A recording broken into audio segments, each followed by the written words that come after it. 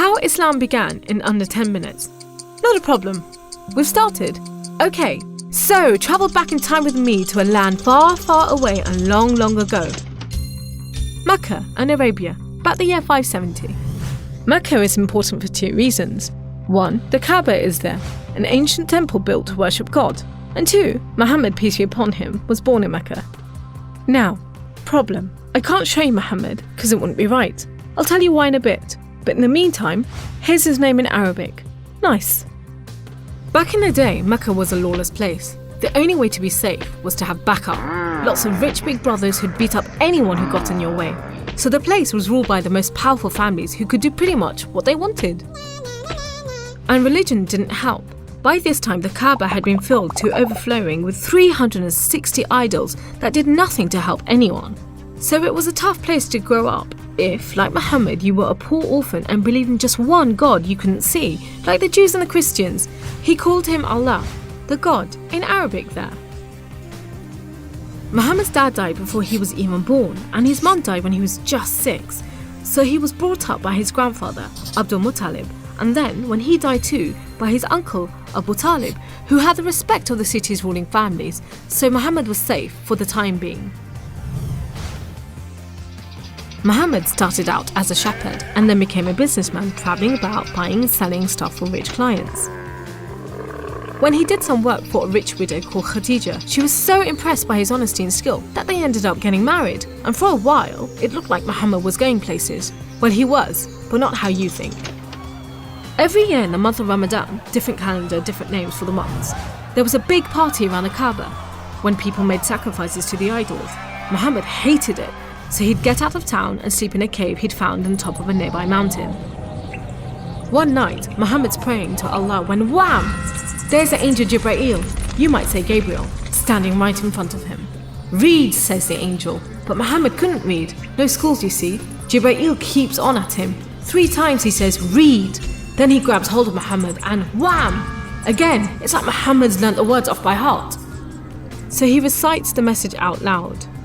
Read in the name of your Lord, who created man from a drop of blood. Read, for your Lord is most generous.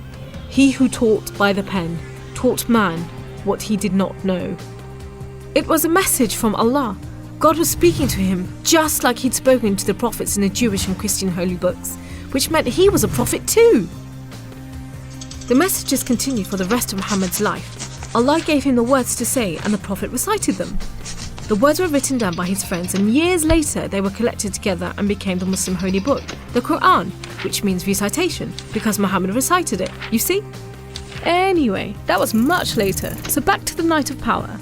Muhammad tells his family, then his friends, and eventually everyone about Allah, that he's the one and only God, that he wants everyone to be treated fairly, and long story short, it didn't go down well with the ruling families of Mecca, who liked things just the way they were, thank you very much. You see, Islam means obedience to Allah, and Muslim means someone who obeys Allah, and the ruling families didn't want anyone obeying anyone else but them. So the people who believed in Muhammad's message, the Muslims, were given a hard time. Some were even tortured and killed. A few of them managed to escape to Abyssinia, Ethiopia.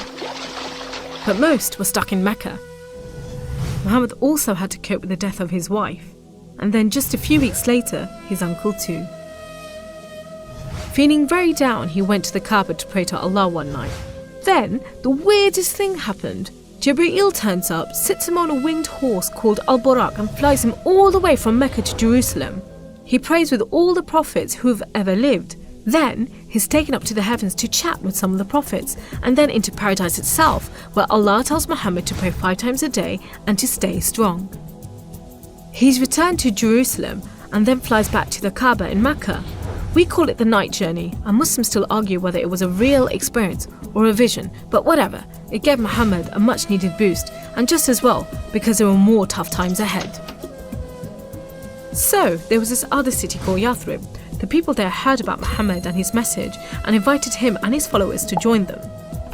A few at a time, the Muslims left Mecca and made a dangerous journey across the desert to Yathrib. It's known as a hijra, which means migration, like birds do. Muhammad and a few of his friends stayed in Mecca until everyone had got away and then made plans for their own escape. But the ruling families wanted to kill Muhammad while they still could, so 7 sons, one from each family, were sent in the middle of the night to stab the Prophet while he slept. But he was way ahead of them, and when they burst into the house, Muhammad was gone. Trackers were sent out to hunt him down.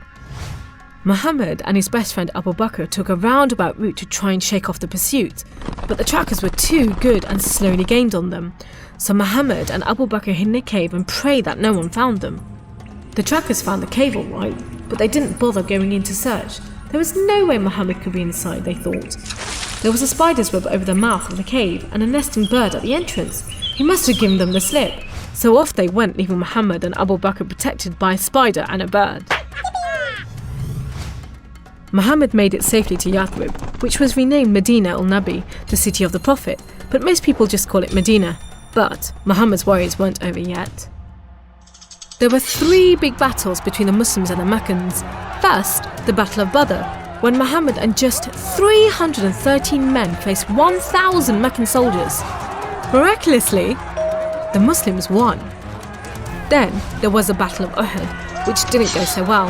Some of Muhammad's men disobeyed his orders and ran off during the battle to raid the Meccans' camp, and so the Muslims were outmaneuvered. Then there was the Battle of the Trench.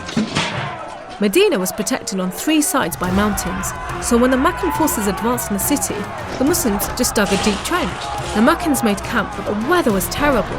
Pouring rain put out their fires and howling winds blew down their tents. Eventually they gave up and went back to Mecca.